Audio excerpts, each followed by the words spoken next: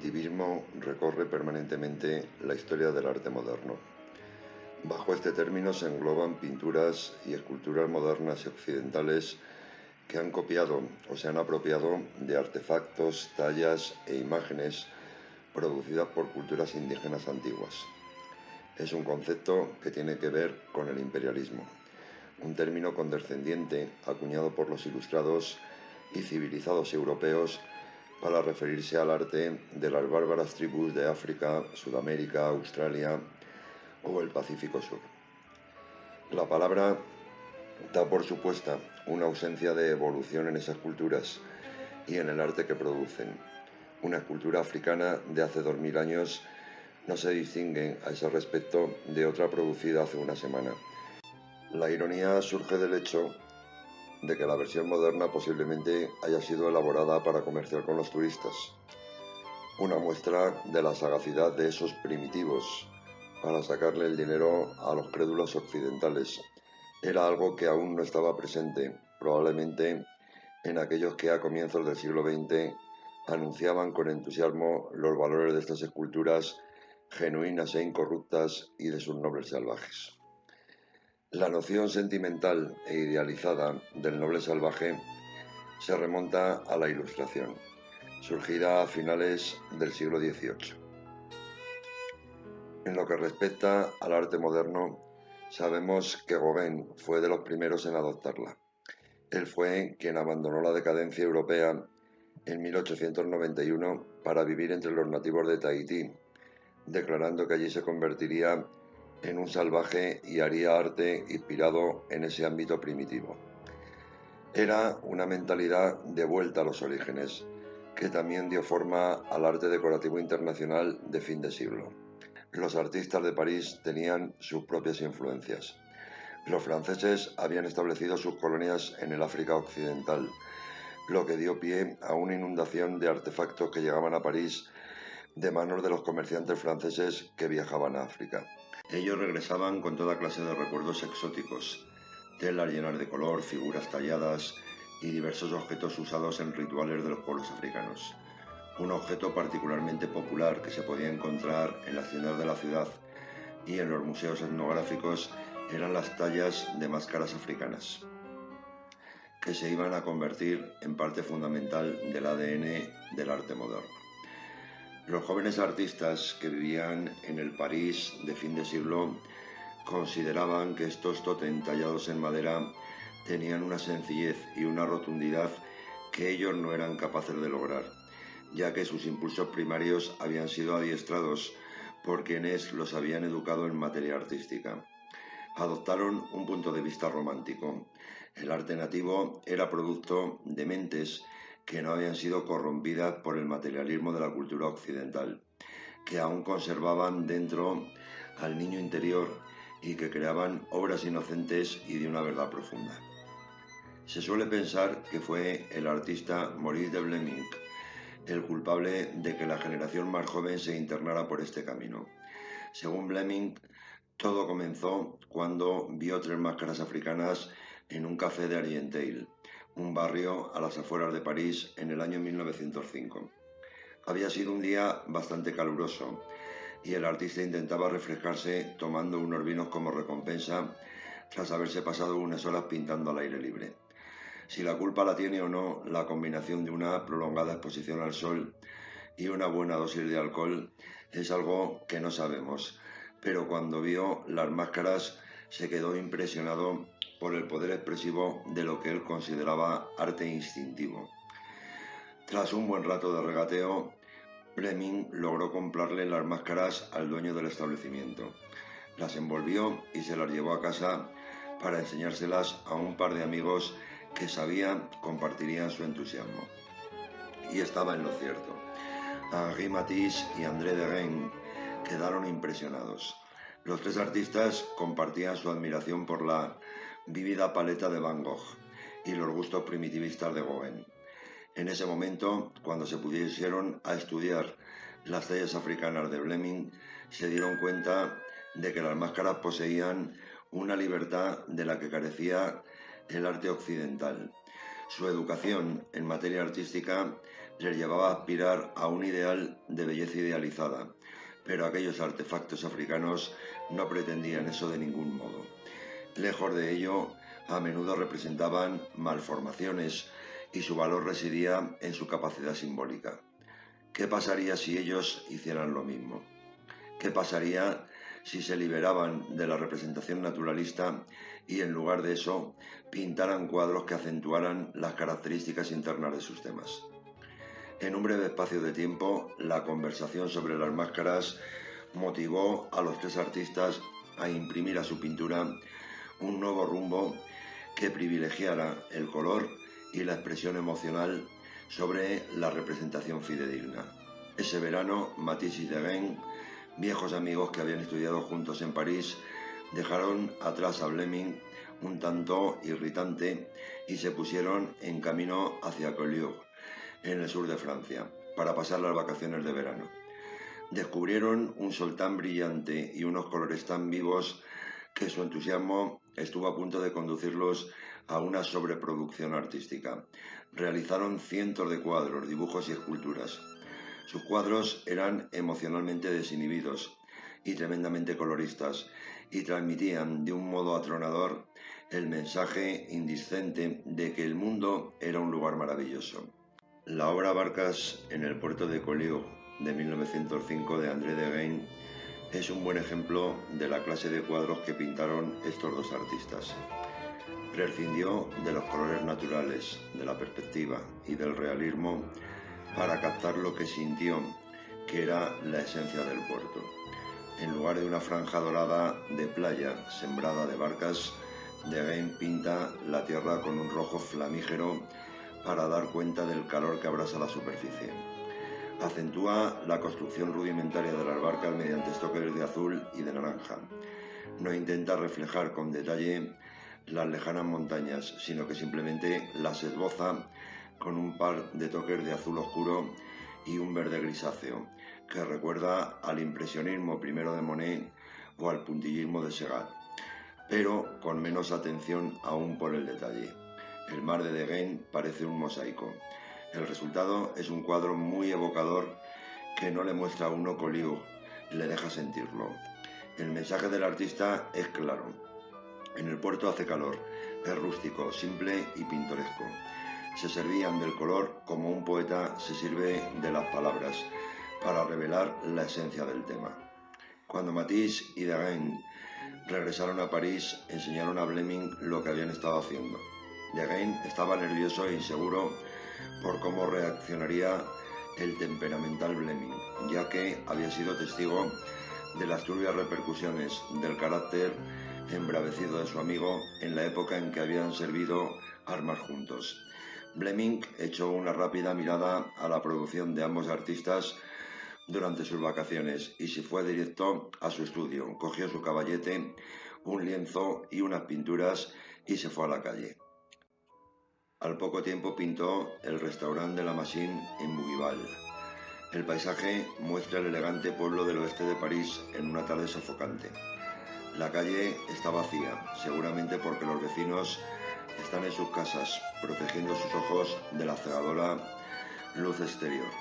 Eso es lo que sucedería si estuvieran viendo su pueblo del mismo modo que Bleming. Ha subido la intensidad del color hasta el máximo, convirtiendo un entorno tranquilo en una alucinación. En la mirada de este artista, las calles de Bougival estaban realmente pavimentadas con oro, con pintura dorada, mientras el agradable verde del pueblo se ha convertido en un deslumbrante damero de naranjas, amarillos y azules. La corteza del árbol no es marrón o gris, tal y como cabría esperar, sino un caleidoscopio de rojo brillante, azul marino y verde lima.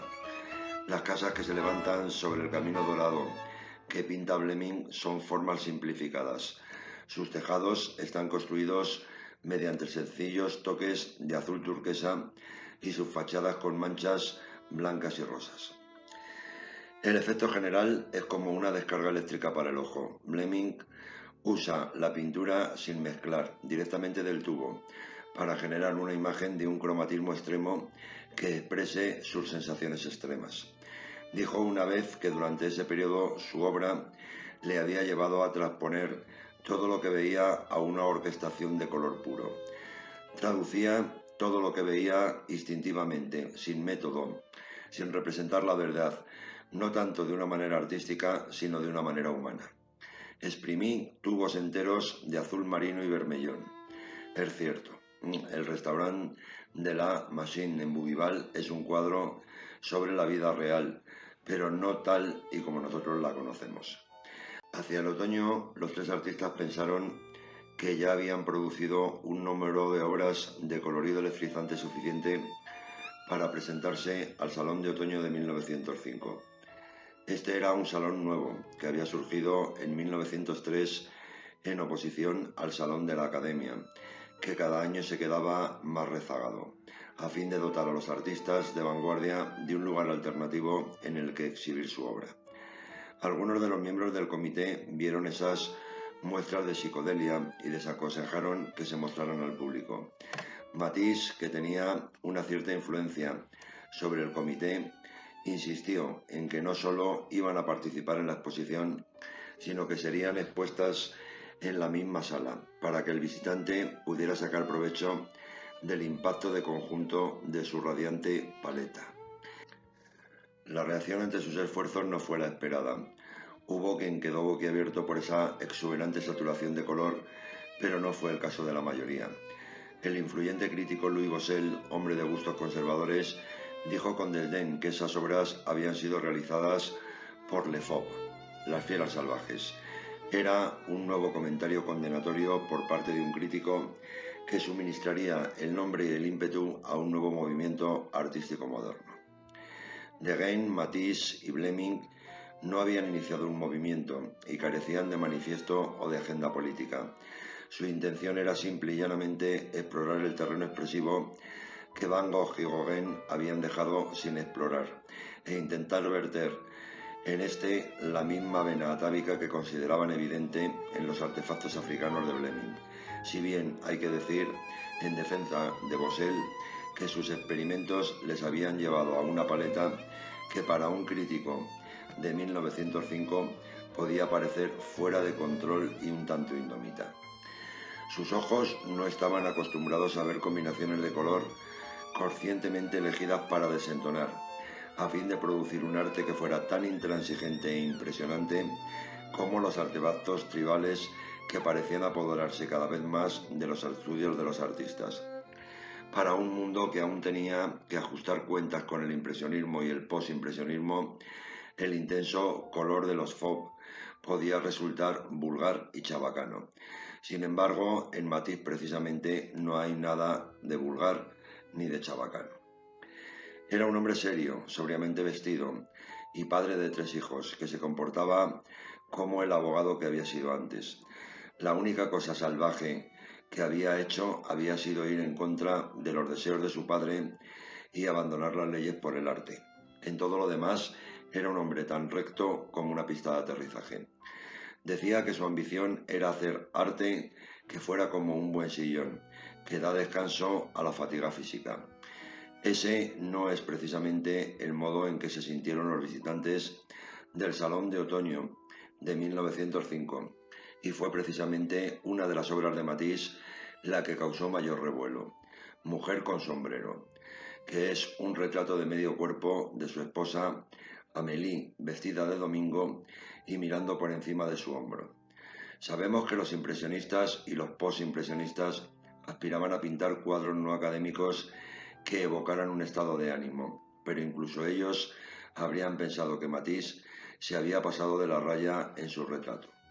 Ahora bien, Matisse no se pasó de la raya, pues en realidad no dibujó ninguna. Mujer con sombrero lleva el espíritu de inconformismo que había por todas partes a cotas más elevadas.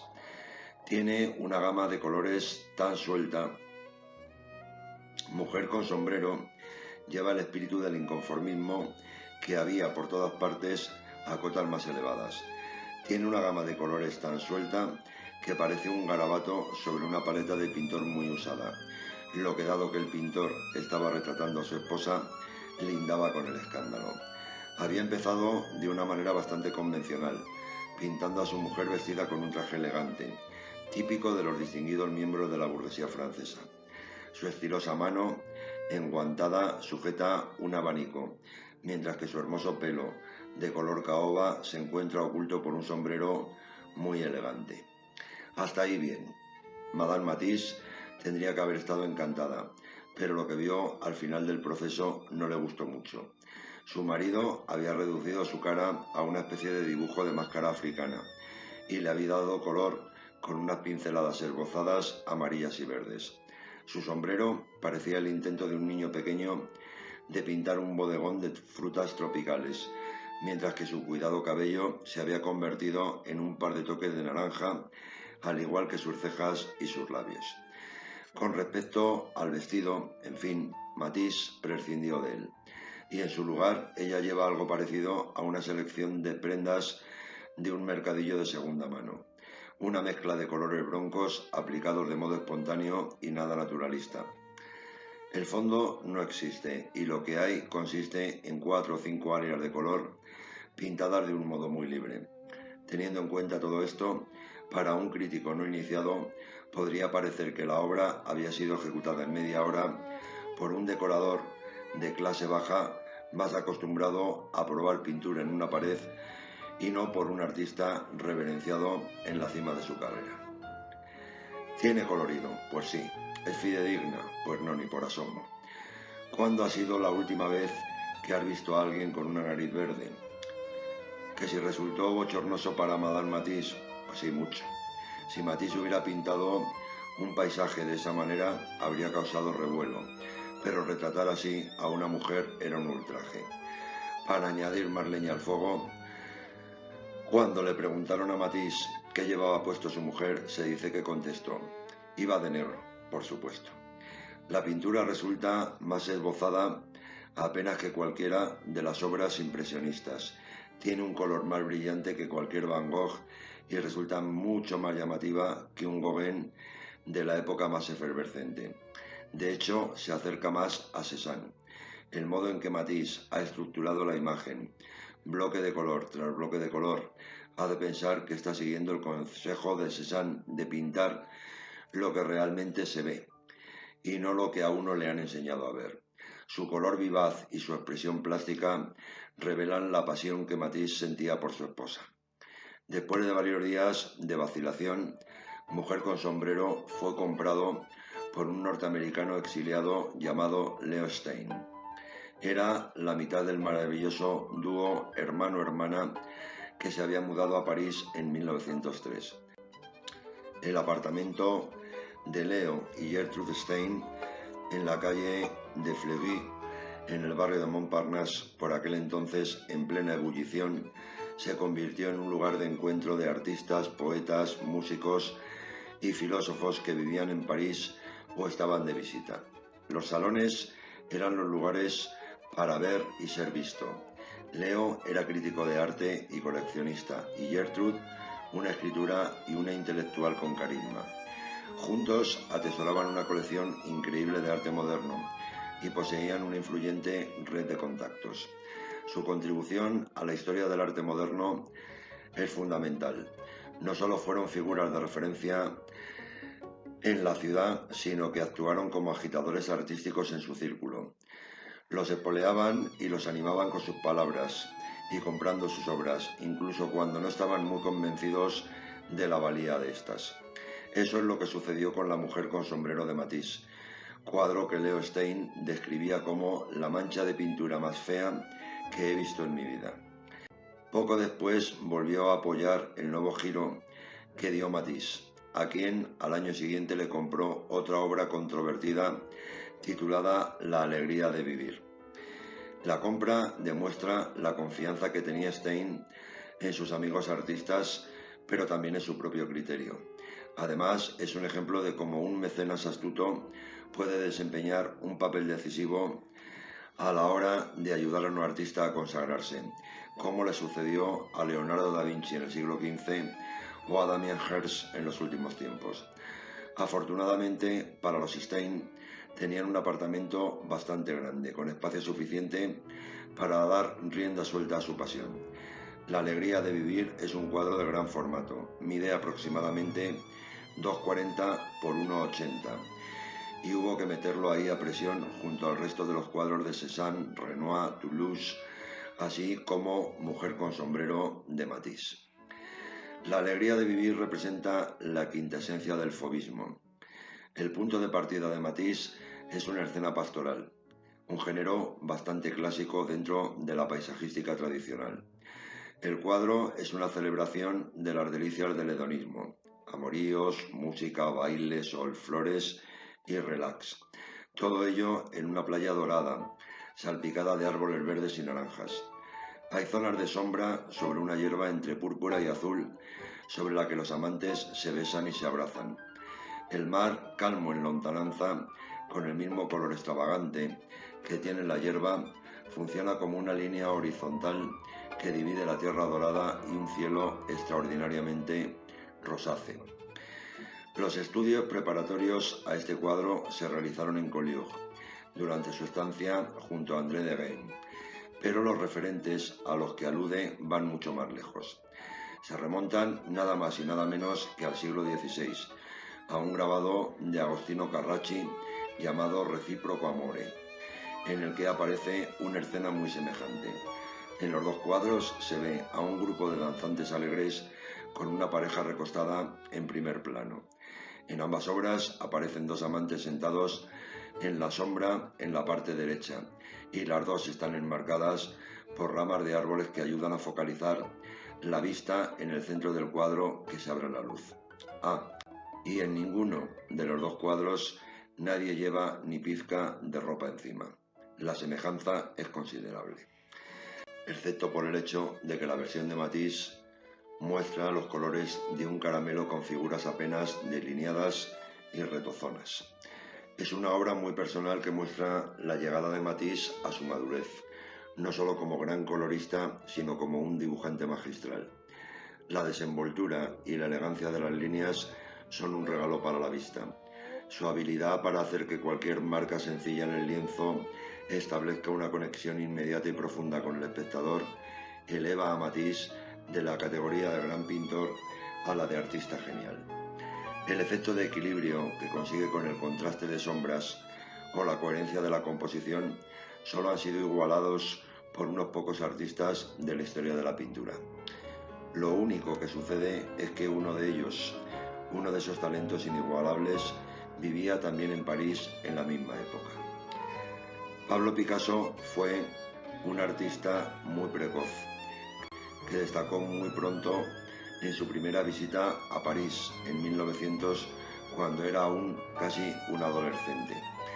Había nacido en el año 1881.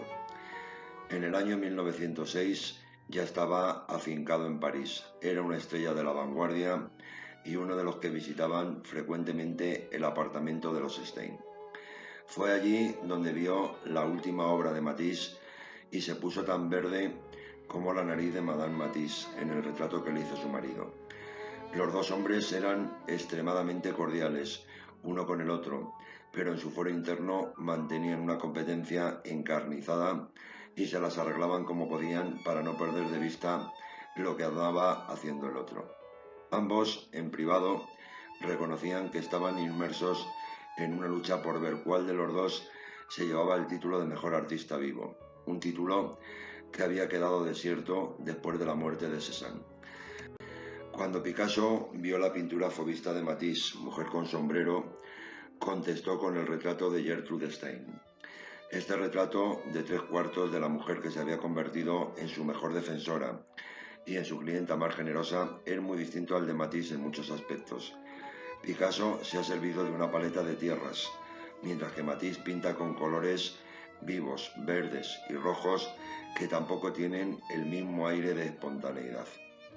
El cuadro de Picasso resulta más sólido e inmutable. Vistos uno junto al otro, parece realmente extraordinario que se hicieran en la misma época, ya que la actitud de ambos no podría ser más opuesta. La obra de Matisse irradia la velocidad y la vitalidad del mundo contemporáneo, mientras que la de Picasso muestra la superestructura que la sustenta.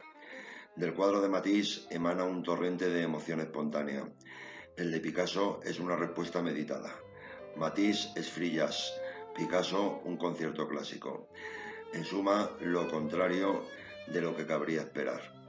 La amistad con los Stein, de la que gozaban ambos artistas, fue el catalizador de uno de los mayores pasos adelante que haya dado jamás el arte moderno. Un día de otoño de 1906, Picasso pasó por casa de los Stein y subió a tomarse una copa. Allí se encontró con Matisse. Cuando se adelantó para darle la mano a su compañero artista, vio que el pintor fauvista llevaba algo escondido bajo la ropa. Picasso se detuvo durante varios minutos a estudiar la cabeza de madera de un negro que Matisse le había entregado. Al rato se la devolvió. «Recuerda al arte egipcio, ¿no te parece?», preguntó intrigado Matisse. Picasso se levantó y caminó hacia la ventana sin decir ni una sola palabra. «Las líneas y la forma son semejantes a las del arte de los faraones.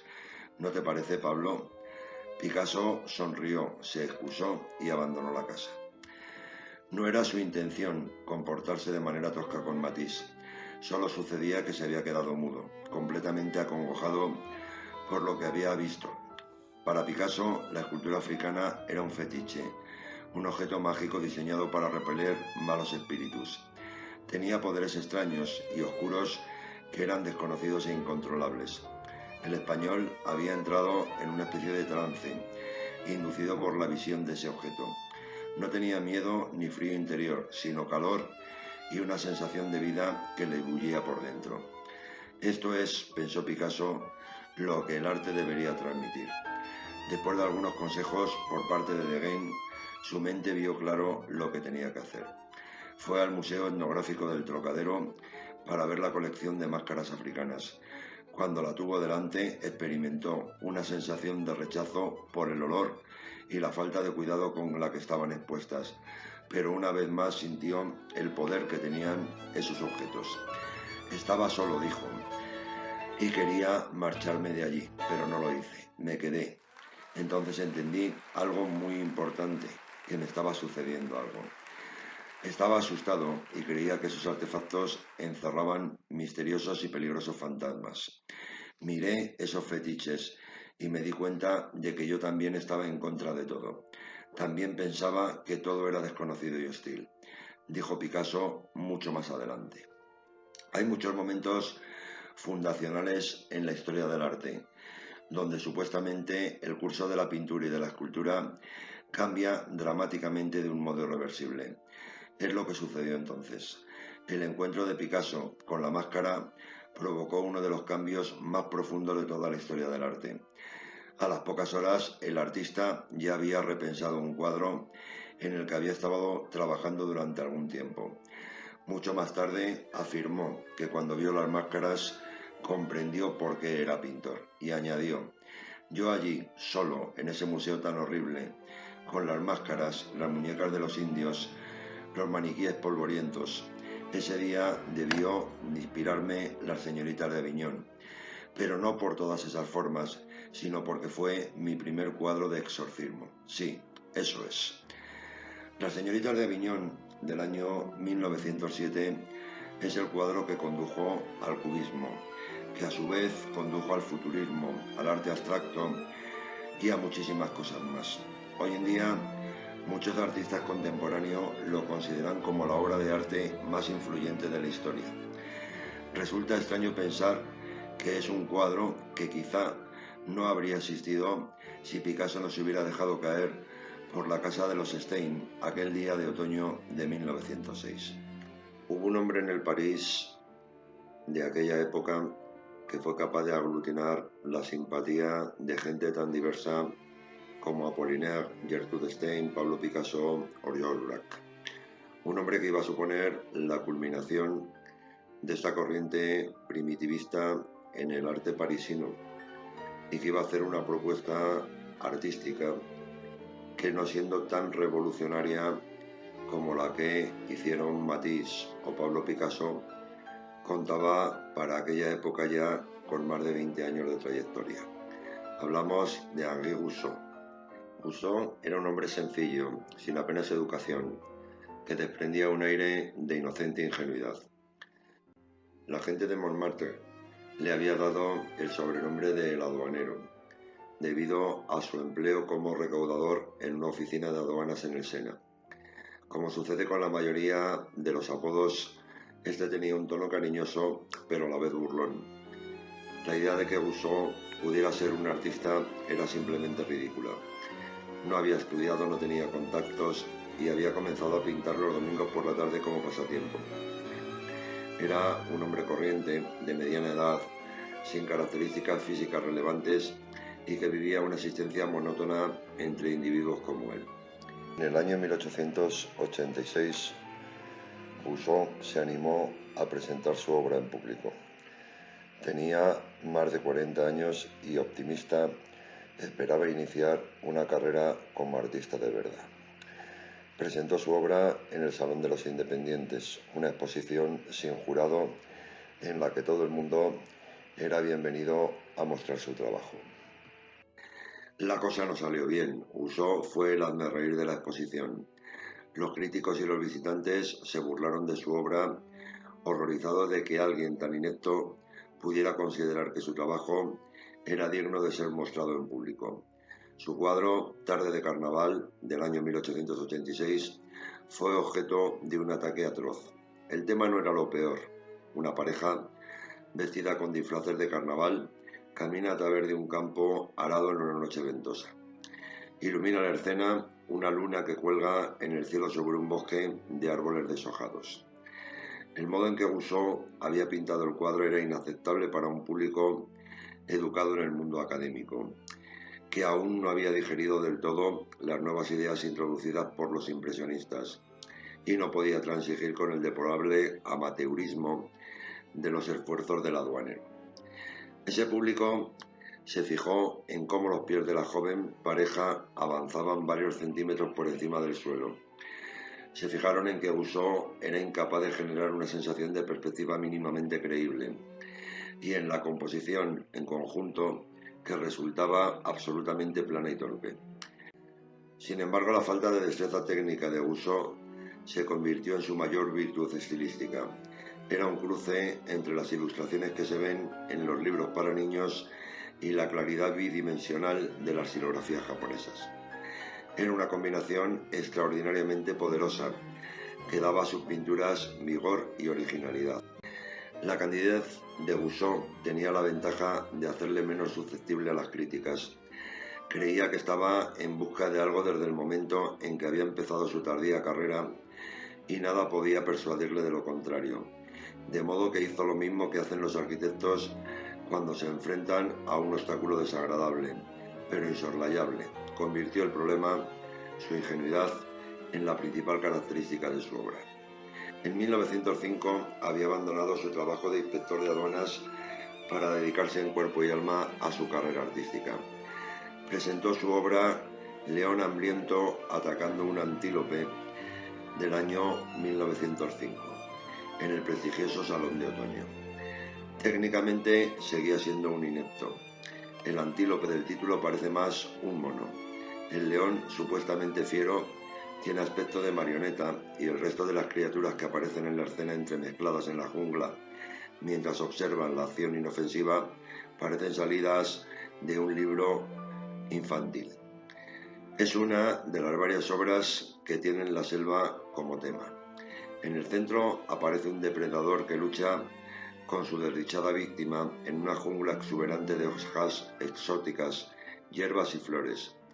El cielo siempre es azul y el sol está o bien en ascenso o en su ocaso, pero ni proyecta luz ni hay sombras. Por razones obvias, ninguna de las obras de esta serie es realista ni convincente. La probabilidad de que Goussot hubiera visitado algo más exótico que el Zoo de París es tan remota como los lugares en los que decía que había estado. Al aduanero le encantaban las fantasías.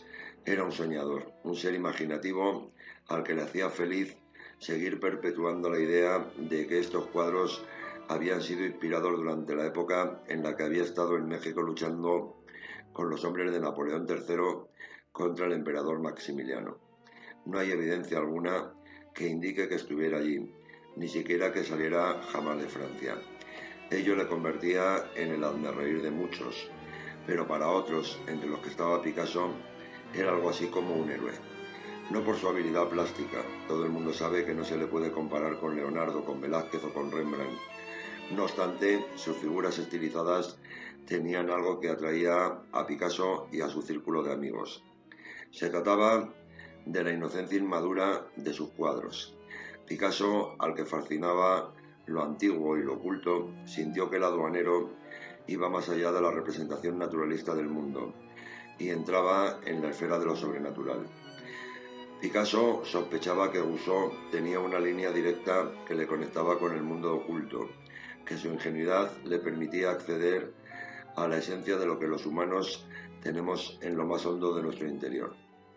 Un lugar de revelación que la educación extirpaba y convertía en inaccesible para la mayoría de los artistas.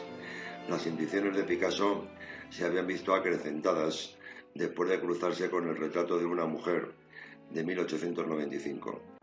No la encontró en una galería de arte ni en un salón, sino que se dio de bruces con ella en una almoneda del Montmartre.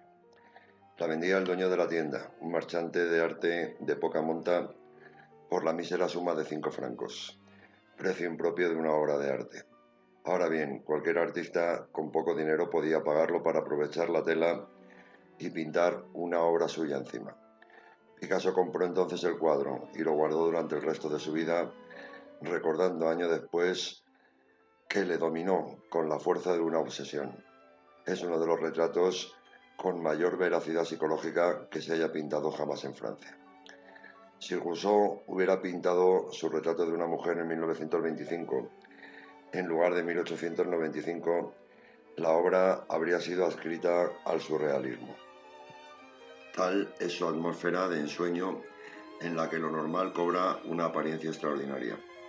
El cuadro representa un retrato de cuerpo entero de una mujer de mediana edad que mira fríamente a la derecha del espectador. Lleva un vestido largo negro con un cuello de encaje azul y un cinturón. Rousseau la emplaza en lo que parece ser una vivienda burguesa parisina, con una cortina ricamente coloreada, apartada para revelar las numerosas plantas que hay en el pollete del balcón. Detrás de ella, en la distancia, se ven las fortificaciones de París. La mujer de Rousseau lleva una ramita con un pensamiento en la mano derecha, mientras que la izquierda descansa sobre una rama cortada en la que se apoya como si fuera un bastón. Al fondo, un pájaro vuela sobre su cabeza. Realmente parece como si fuera a posarse en sus sienes, pero es efecto de la ausencia de perspectiva. En noviembre de 1908, Pablo Picasso decidió organizar un banquete homenaje a Guibuso. El lugar, su estudio en el Bateau Lavoir, seguramente el lugar más afamado para los pintores del Montmartre. Invitados, Guillaume Apollinaire y su moza, la pintora Marie Laurencin, Gertrude Stein y su amante, Alice Babet-Auclas, los escritores y críticos Marc Jacob, André Salmon, René Dalís, los pintores André Degaine, Georges Braque, Juan Gris y, por supuesto, la amante de Picasso en aquel momento, Fernande Olivier. Picasso había colocado el retrato de una mujer de uso en un lugar preferente de su estudio, quitando para ello su colección de objetos africanos. Cuando Apollinaire llegó en un taxi con Rousseau, que se hallaba tan halagado como perplejo, la treintena restante de invitados ya estaba sentada y a la espera de recibir al huésped de honor. Apollinaire, cuenta Fernande Olivier, llamó a la puerta del estudio con su habitual teatralidad. Luego abrió con lentitud y cortésmente hizo pasar al atónito Rousseau. El pintor, de pequeña estatura y pelo cano, se detuvo impaciente mientras el grupo más de moda de todo París lo aclamaba, y los aplausos llegaban hasta las podridas vigas del techo del estudio de Picasso. Con una mezcla de orgullo y embarazo, el pintor de escenas de selva y de paisajes de los extrarradios caminó hasta el trono que Picasso le había preparado y se sentó. Se quitó luego la boina de la cabeza, dejó en el suelo el violín que había traído y esbozó la sonrisa más feliz de su vida. El hecho de que hasta cierto punto todo el evento era una broma afable a su costa le pasó completamente desapercibido. Mediada la velada, con su clásica falta de conciencia disminuida aún más por el alcohol, el aduanero, según se cuenta, se acercó a Picasso y le dijo que ellos eran los dos pintores más importantes de su tiempo, tú en el estilo egipcio y yo en el moderno.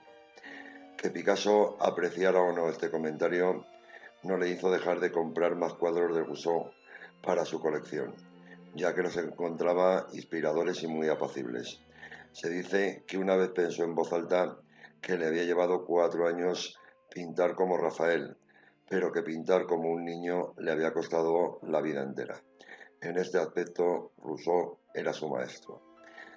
El aduanero falleció en 1910. El grupo de Montmartre, que le había acogido en su seno como forma de divertirse, quedó profundamente entristecido por su muerte. Apollinaire escribió este epitafio para su tumba.